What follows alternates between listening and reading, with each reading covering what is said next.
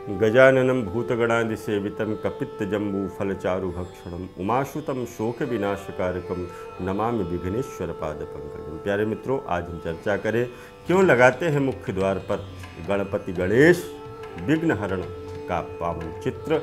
इसी बात पे करते हैं आपसे चर्चा। वास्तु पहलू के अनुसार अगर हम बात करें तो गणेश जी की छवि के कई अर्थ हैं। हमारे जीवन में खुशहाली, सफलता, समृद्धि के मार्ग पर सहायता करते हैं गणपति गणेश।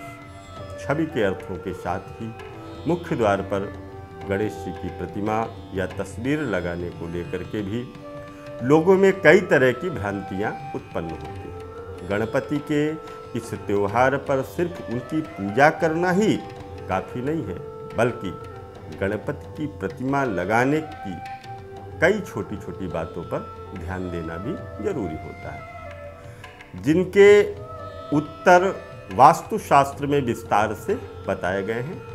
ध्यान दिशा और गणपति गणेश का चित्र भवन के मध्य में पूर्व मुखी उत्तर दिशा में, दक्षिण मुखी पूर्व दिशा में, दक्षिण पूर्व में, पश्चिम मुखी पश्चिम दक्षिण में, पश्चिम में पूर्व मुखी लगाने से क्रम, प्रतिभा, कार्यसिद्धि, सफलता और तीव्र स्मरण शक्ति का लाभ प्राप्त होता है।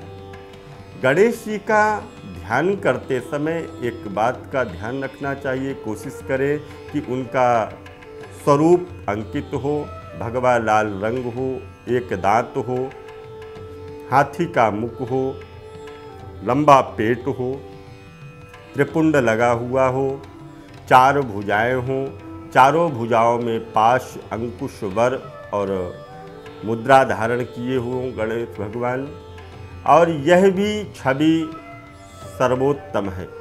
रिद्धि सिद्धि उनकी अर्थात गणपति की पत्नियां हैं, मूषक उनका वाहन है, मोदक लड्डू इनके प्रिय आहार होते हैं, और गणेश जी का भगवा यानी सूरज की सुबह की लालिमा वाला जो रंग होता है वह नई ऊर्जा और उज्ज्वलता, मन में काम को करने की प्रेरणा शक्ति प्रदान करता है। एकदंत दक्षता का प्रतीक होता है ताकि एक बार में ही सारे काम पूरे हो जाए। बड़ा सिर व्यापक ढंग से बात को समझाने के लिए होता है। बड़े कान ग्रहण शक्ति प्रदान करने के लिए होता है।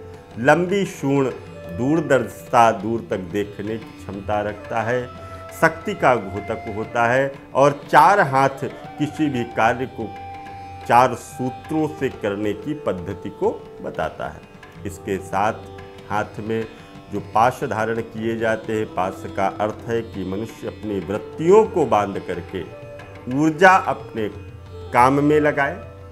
अंकुश समय सीमा पूर्ण कार्य के साथ में करे। वर मुद्रा का अर्थ होता है कि हर काम को आत्मविश्वास के साथ में करना चाहिए। बड़ा पेट वैचारिक पाचन शक्ति का प्रतीक होता है। मोदक लड्डू का अर्थ स्वास्थ्य मनोस्थिति बना करके काम में जुटे रहने की शक्ति से है। मूषक चंचल मन को स्थिर करने के लिए होता है।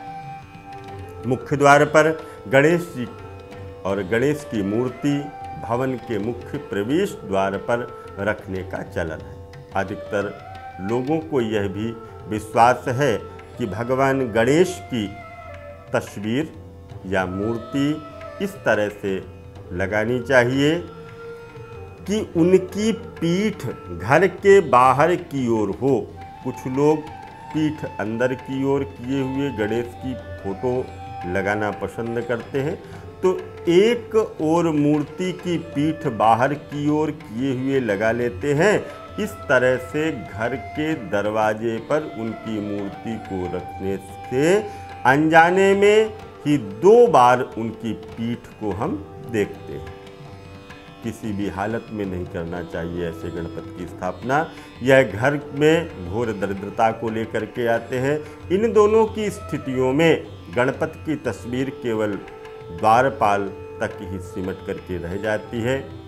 वास्तु के अनुसार गणपति की प्रतिमा या तस्वीर मुख्य द्वार पर नहीं लगानी चाहिए। ज्योतिष पहलू के आधार पर हम स्थापना विधि के साथ साथ अन्य महत्वपूर्ण पहलुओं के विषय पे अगर बात करते हैं तो गणपति सभी देवताओं में प्रथम पूज्य हैं।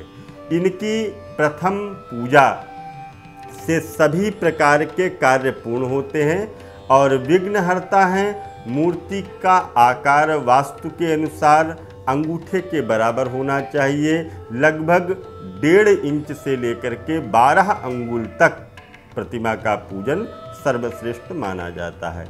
इसमें बड़ी प्रतिमा घर के बाहर मंदिर, झांकी इत्यादि में स्थापित की जाती। घर में बड़ी प्रतिमा को नहीं रखना चाहिए। ऐसा करने से स्थान का परिवर्तन होता है। और जो रंग की अगर हम बात करें तो काला और नीला रंग नहीं होना चाहिए। ऐसी प्रतिमाएं नहीं लानी चाहिए। और इसके साथ साथ अगर हम बात करते हैं, इससे बड़ी प्रतिमा घर के बाहर मंदिर, झांकी में स्थापित करनी चाहिए। ऐसे करें स्थापना पटरी पर एक पीले रंग का वस्त्र बिछा करके गणेश जी को बिठाएं।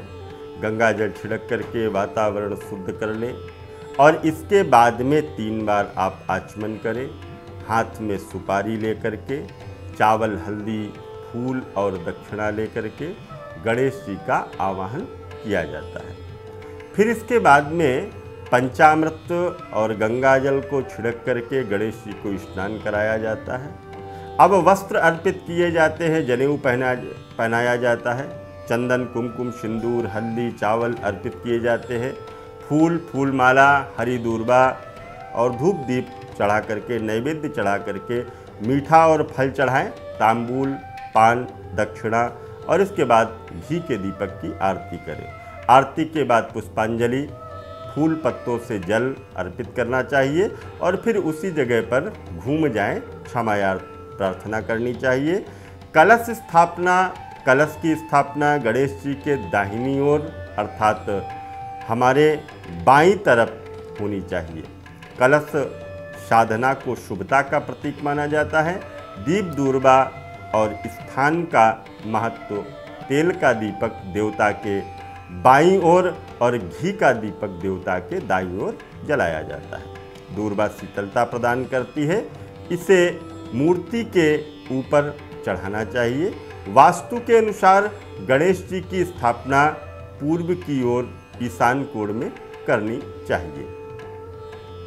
इस तरह से जब हम भगवान गणेश का पूजन करेंगे और सुंदर सुंदर बातों को, चर्चाओं को आपके सामने लेकर के आते हैं, तो ऐसे भगवान गणेश का पूजन करना चाहिए। मुख्य द्वार पर अगर आप गणेश जी का चित्र लगाते हैं तो विशेष बात का यही ध्यान रखना है कि सामने, अगर मुख्य द्वार के सामने आप बाहर से चित्र लगाते हैं तो उसी तरह से आप घर के अंदर भी चित्र लगाइए, क्योंकि गणेश जी की पीठ नहीं दिखनी चाहिए।